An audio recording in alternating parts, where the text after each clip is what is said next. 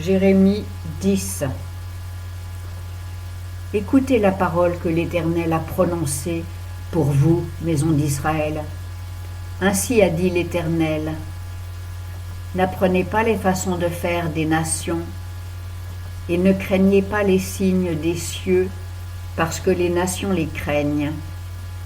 Car les statuts des peuples ne sont que vanité. On coupe le bois dans la forêt, la main de l'ouvrier le travaille à la hache. On l'embellit avec de l'argent et de l'or, on le fixe avec des clous et des marteaux pour qu'il ne vacille point. Ils sont semblables, ces dieux, à une colonne faite autour, et ils ne parlent pas. Il faut qu'on les porte parce qu'ils ne peuvent marcher. Ne les craignez pas, car ils ne font point de mal, comme aussi faire du bien n'est pas en leur puissance. Nul n'est semblable à toi, ô Éternel. Tu es grand, tu as un grand renom de puissance. Qui ne te craindrait, roi des nations, car cela t'est dû? Car parmi les plus sages des nations, et dans tout leur royaume, nul n'est semblable à toi. Ils sont tous ensemble abrutis et insensés. Ce bois n'enseigne que vanité. C'est de l'argent en plaques, apporté de Tarsis, et de l'or d'Uphaz, l'œuvre du sculpteur et des mains de l'orfèvre. La pourpre et l'écarlate sont leurs vêtements. Tous, ils sont l'ouvrage de gens habiles. Mais l'Éternel est le Dieu de vérité, c'est le Dieu vivant et le roi éternel. Devant sa colère, la terre tremble, et les nations ne peuvent soutenir son courroux. Vous leur direz ainsi, les dieux qui n'ont point fait les cieux et la terre périront de dessus la terre, de dessous les cieux. C'est lui qui a fait la terre par sa puissance, qui a fondé le monde par sa sagesse, qui a étendu les cieux par son intelligence. Au son de sa voix, les eaux s'amassent dans les cieux. Il fait monter les vapeurs du bout de la terre.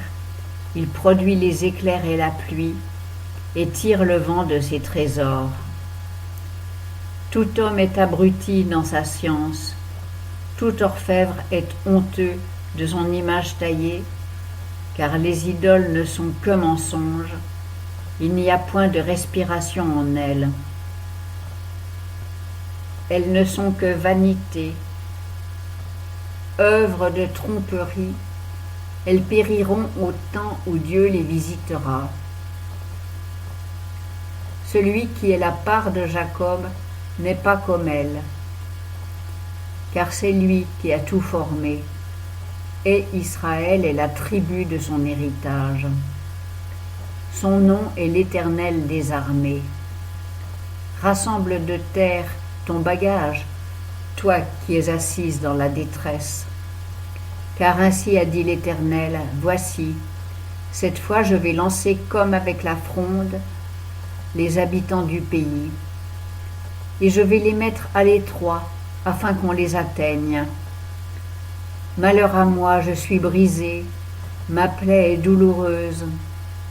Mais moi je dis, eh bien, c'est ma souffrance, et je la supporterai. Ma tente est détruite, tous mes cordages sont rompus. Mes fils m'ont quitté, ils ne sont plus. Je n'ai personne qui dresse de nouveau ma tente, qui relève mes pavillons. Car les bergers étaient stupides, ils ne cherchaient pas l'Éternel. C'est pour cela qu'ils n'ont pas prospéré et que tous leurs troupeaux ont été dispersés. Voici une rumeur se fait entendre.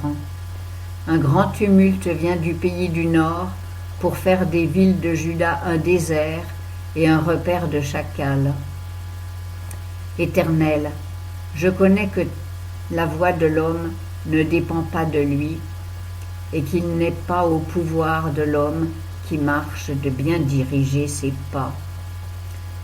Ô Éternel, châtie-moi toutefois avec mesure, non pas en ta colère, de peur que tu ne me réduises à néant.